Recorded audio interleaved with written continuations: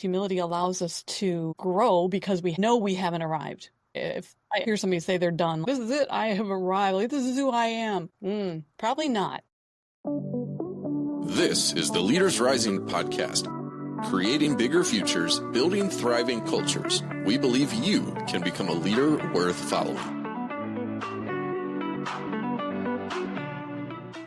Hey, Becky, welcome back to the podcast. We're halfway through the summer, and we've been asking people, talking all day today, halfway through the summer, highlights, best moments of the summer. But what's something interesting or new that you've learned or picked up this summer? Well, funny you should ask, because as most people were probably outdoors enjoying the weather and swimming and having fun, my husband and I decided to sign up for investment, like how to learn the stock market class. So we were in a hotel conference room Friday, Saturday, and Sunday, 9 a.m. to 6 p.m. Barely saw the outdoors, and it was really insightful. Probably not what most people would choose to do with their weekend. So I can't even tell you one thing I learned. There was just so much. It was pretty incredible. Well, hey, it's always good to learn something outside the realm of what we do every single day, day in and day out, and to see somebody who has passion, I'm sure, passion for something like that, to be able to present for 3 straight days inside in a hotel in the summer. Yes. You got to have passion for it.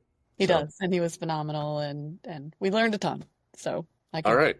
on, but let's not. We won't go into a deep dive on that today, but it is probably the most unique thing I've heard this summer. Because just a little while ago, I asked this of some students, and they said, the beach, spending time with family. I know. Nobody mentioned stock market lessons in the hotel conference room. So, if you want me to embarrass myself one step further, the weekend of August 1st, we're taking the 3-day real estate class over the weekend. So okay, through the same organization. Okay.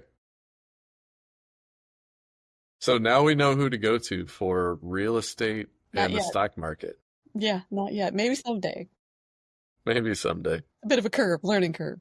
Yes. Yes. Well, there is a path to growth and development. And actually, that is what we're talking about here today, is your path to growth and development. Back on episode 4, we had Dr. Tom Niebel, but today's your turn, not to be on the hot seat, but to take a little trip down memory lane and hear a little bit more about your story and your leadership journey. So let's dive right in with this question. Take us back to your earliest memory of being in a leadership position. Yeah. I could think of some informal ones. I think the one that stands out the most to me, that was probably what I would have considered my first professional opportunity at that. So my degree is in education. And of course, everybody goes through that last semester, which is student teaching. So you're assigned to a school, you stay in that classroom for a semester. And I can remember that first week of being up front and thinking, it was just last semester. I was behind the desk, and now all of a sudden I'm in front of 23 desks. And you feel the weight, like the responsibility of it. And I'm thinking, if you only knew how irresponsible I probably was downtown on my college campus last weekend, I'm not sure I should be standing here right now. But it was kind of a mindset shift that I wasn't really prepared for. I know how to make lesson plans and deliver a lesson, and had classes on behavior management, but nobody said, what kind of leader do you want to be when you stand up in front of those kids? What kind of impact do you want to have? And how do you make that happen? So it felt really uncomfortable, like I wasn't qualified to be standing there. I think that's really interesting. Going back to your real estate and stock market learning, thinking about that learning journey. Jeff and I have talked about this on the podcast, that we often go through, we're inspired, we're excited by something we learn. We get the notes and we stick them up on our shelf because, just like you in the stock market, we haven't had the time to unpack it, to figure out, how do I put this into action? And that's a really interesting experience I had not thought about in those terms, of moving from classroom one semester to standing in front of it the next semester. Now, you're not completely on your own because there's a supervisory teacher there, but you're still taking a huge leap to jump out there. What do you recall in those first days in that classroom of what was going through your mind in terms of your confidence and your preparation every day? Yeah, not only is that new, but that cooperating teacher, while they're there to help you, they're also evaluating you every minute. because they will be the ones that report back to the college to say how you did. And so it's this extra weight of you're wondering how to show up, but then you've got to make sure that for evaluation purposes, you're doing all the things that you're supposed to be doing. I can remember just going home from that and being so incredibly hungry and so incredibly tired because it was just so draining uh, to be on like that all the time. What kind of feedback did you get from that supervising teacher in the moment? I know there was the evaluation after the fact, but any real-time feedback you got? I mean, unless the wheels came off, and I can't remember that happening, would she ever step in? It was a challenging school within the district for one, and we had some challenging kids. And so she knew that, especially in the beginning, she had to come in and kind of run interference because this was next level classroom management, some of these kids that we had. So she would step in, thankful for her doing that. I don't think she faked it at all. She let me know that those were hard days and those were hard kids. And so we had regular sit downs and one-on-ones and how we could do things. But I remember one day she said to me, kids were just nuts. I don't know, high pressure system. I don't know what was going on with them. They were just nuts. And I finally raised my voice for the first time. And I remember after class, she said either something like, I was wondering how long it would take before you raised your voice. Or, oh, I didn't know you had it in you to raise your voice or something of that nature. So I didn't realize that I had actually done it. And I'd kind of hit my limit and I raised my voice that day. And I think she was okay with it. Well, that's a good reminder that when pushed to our limits, that's when those stress behaviors come out. But they don't come out every day. They don't come out all the time. And when we're learning something new, we're usually on our best behavior, trying to sort it out and figure out what to do next. All right, so take us from student teaching. Did you go directly into a classroom in that next season? No. So I ended up moving out of the state and started substitute teaching and tutoring in the evenings, and that was difficult. And based on the circumstances at that point, there was very little hope for me to get a teaching job anytime in the near future. And so it was going to be more of this substitute teaching, and it wasn't fun to do that, and especially in the area that I was in. Had to think about making a transition at that point. So never actually pursued that and got an education. But in the end, looking back, I think it was good. It was the right fit for me, and I landed in a career that I have absolutely loved for, let's not say how long, but it's been a long time. Number of years. A number of decades. Well, walk us down that path, that career journey. What did you get into? Yeah. So there was a teacher there, and one of the jobs that I had as a substitute teacher, and we talked about the reality of the situation. He had a daughter that was trying to get into education at that point too, and she made a transition to, back in the day, I don't know if anybody remembers, electronic data systems. Yeah, I was an electronic data systems employee that could go to work for Chevrolet Motor Division, so two big powerhouses, and they had a program where they were taking kids, young adults out of college and allowing them to really pursue two different career paths if it was their desire to do so. So I actually started at the bottom, started on the contact center for Chevrolet Motor Division, taking calls, saying, trying to help people get their car fixed. And I learned so much from that job. It was incredible. And in that period of time, realized that there's another way to teach that doesn't involve being in the public school. And I can do this in a business setting. And the fit was much better for my personality and for me. And so it just kind of morphed from there. And that was my goal, was how do I get into a talent development or training position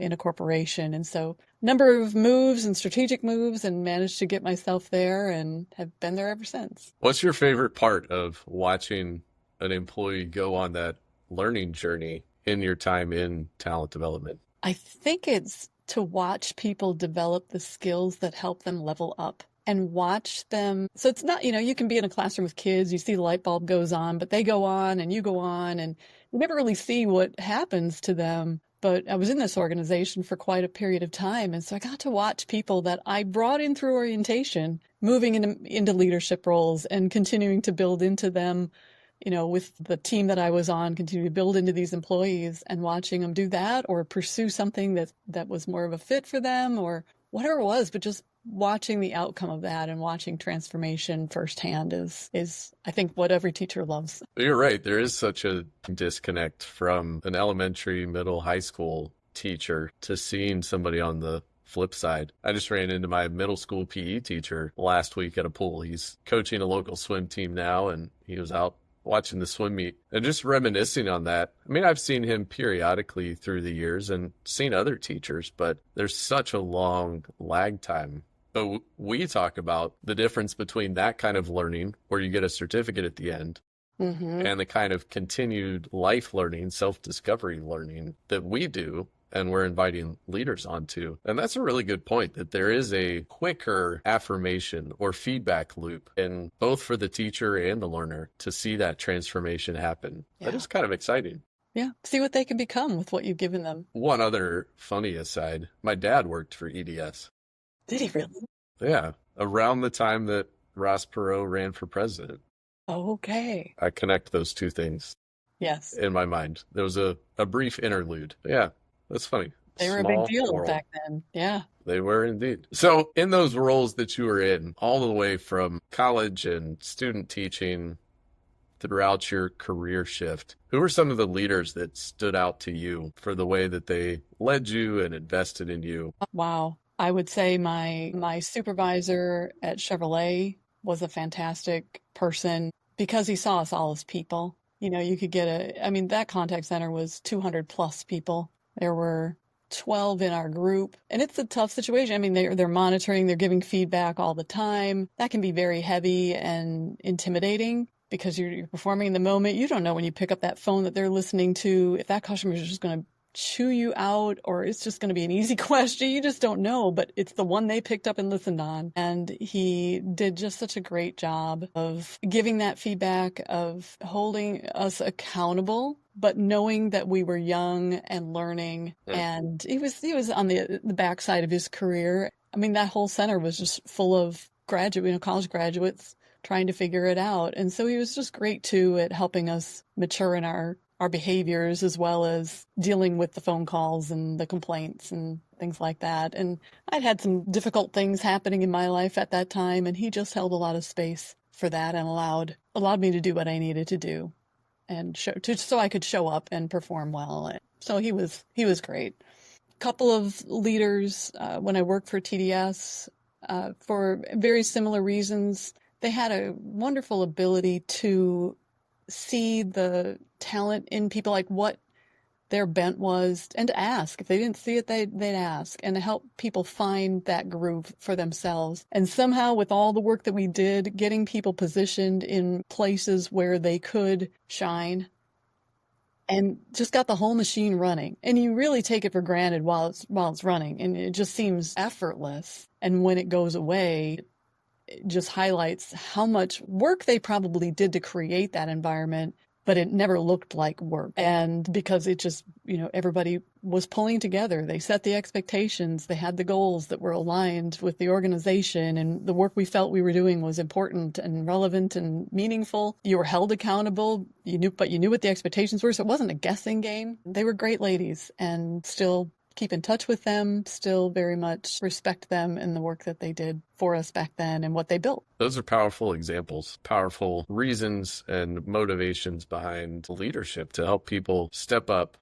all the way back to that first leader you mentioned, and seeing people as people and humans, not just cogs in the machine and widgets and producers of output, but truly people who can be led and developed. And I think there's something to what you said a minute ago, that powerful intersection, that it's not about how they showed how hard they were working, but it was the output of how they led that you knew had so much intentionality, so much purpose, so much clear motivation behind it, that there was a higher calling, a higher purpose to what they were doing than just getting the work done. Mm-hmm. And that's really important in so many workplaces today. They made coming to work a pleasure, and that you felt that your role and the work you were doing was meaningful, and that means everything, especially when you're leaving kids to come to work and you've got other things going on in your life and you're trading your time. At that point, one thing for another, I want to show up and know that it means something and that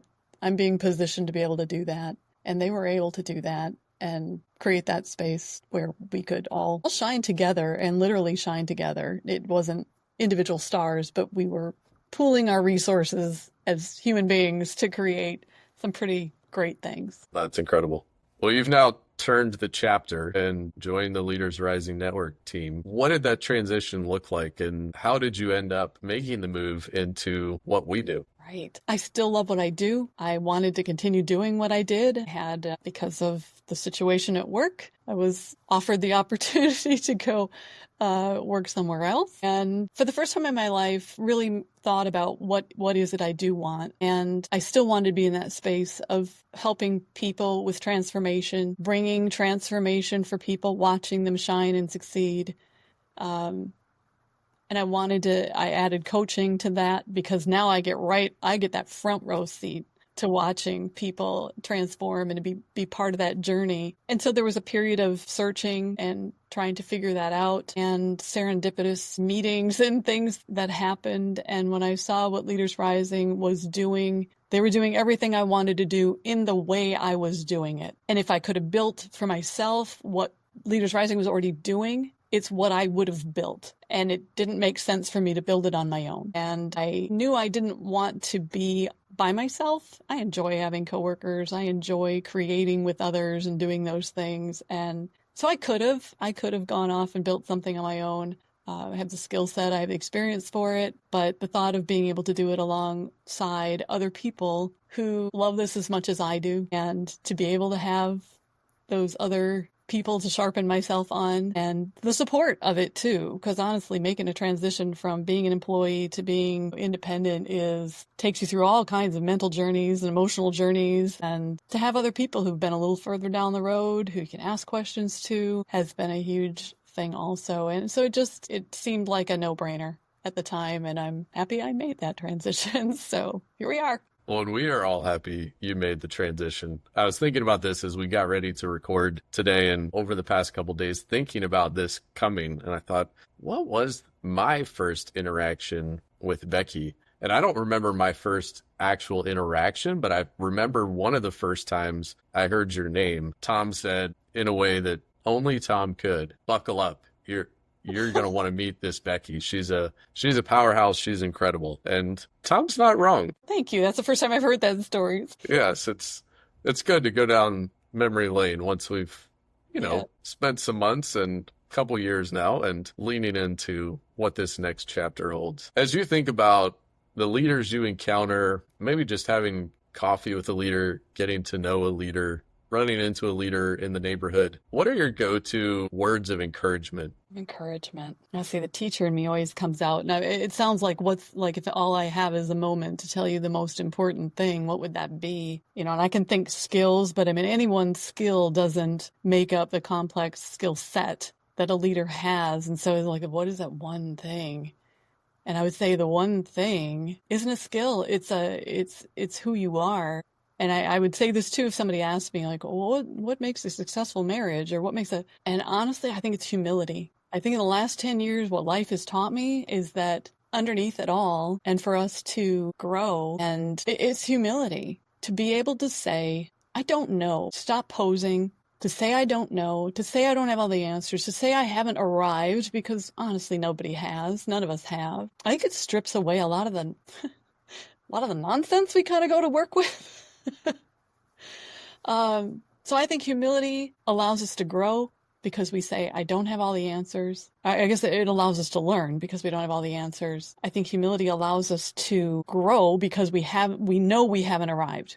Like if I ever hear somebody say they're done, like, this is it, I have arrived, like, this is who I am. Probably not. And then I think humility allows us to love because judgment and love just don't go together. And to be able to show up for other humans and lead them, there has to be this element of being able to love others and accept them and let them be who they were created to be, and to shine in the way that they need to shine, and not think that out of pride you have to be like me or you have to do it the way I think is right. And I think that's the role of humility, not about beating yourself up, and we're not talking about that. It's just knowing there's always room for other ideas and for other people and for your own growth. I mean, that would be my one biggest takeaway for them. How do you teach that? Oh, that's a different story, but If only there was a toolkit that could get to that. It's a powerful example. And I've come back to that a few times I was reading over this last weekend a book about, is it management? Is it leadership? And at the intersection of that, there is a power dynamic, but I think power with humility is a powerful combination. It's a really poor word choice to say power is powerful. Duh. But the point being, I'm 100% with you. Humility is so important. We can go too far the wrong side, but I think for too long in too many ways, maybe it's the world of expertise that we needed the experts that created part of that culture of power as opposed to humility. And so how we couple that and balance that, that's a strong word. We need to come with competence, obviously. Leaders need to be strategic and be able to execute and all of that. But they don't do it by themselves. They do it with a team. And those relationships, the core of those is humility. Yes, absolutely. Well, that's a good word. Well, Becky, thanks for taking us on this trip down memory lane through your career and some of these highlights. As we come in for a landing, we always wrap up with a bold move, giving leaders something practical and tangible to do. And for the sake of this, in a get to know you kind of conversation, I want to point them to resources based on some of your favorites. So let's start in the realm of books. What are your go-to books for business, leadership, or fun? Fun. Boy, interesting question. And this is not an answer that you're normally going to get on a business podcast, probably, but I'm gonna say it, and here we go. So, an interesting question on the follow-up of the heels of the question you asked me about what would I most say about leaders. Very rarely do I ever reread a book, and I read all nonfiction. I stopped reading fiction maybe in my early 20s. One of my Clifton strengths is a learner, and it's kind of on steroids. Honestly, the only book that I have reread is the Bible. I'm a Christ follower, and when I think of the answer that I gave you in terms of, what's the one thing, and that one thing being humility, I can't think of a better source for learning humility than the Word of God.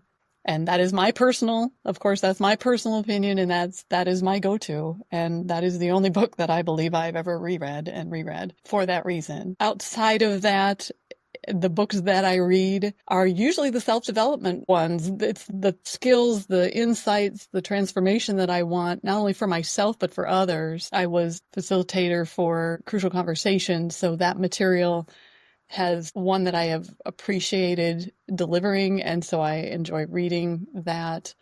Kind of how we work as human beings, I find incredibly fascinating. Behavioral science, I find really fascinating. So a lot of my in that genre. I feel like you're one of those people who should have a digital bookshelf with that running list of what you've read and your recommendations. Because I'm sure, based on what you just described, it would be a wide array of fascinating subjects to dive into. It's yes, from behavioral science to health and physical science, all of those, love them all. And the stock market.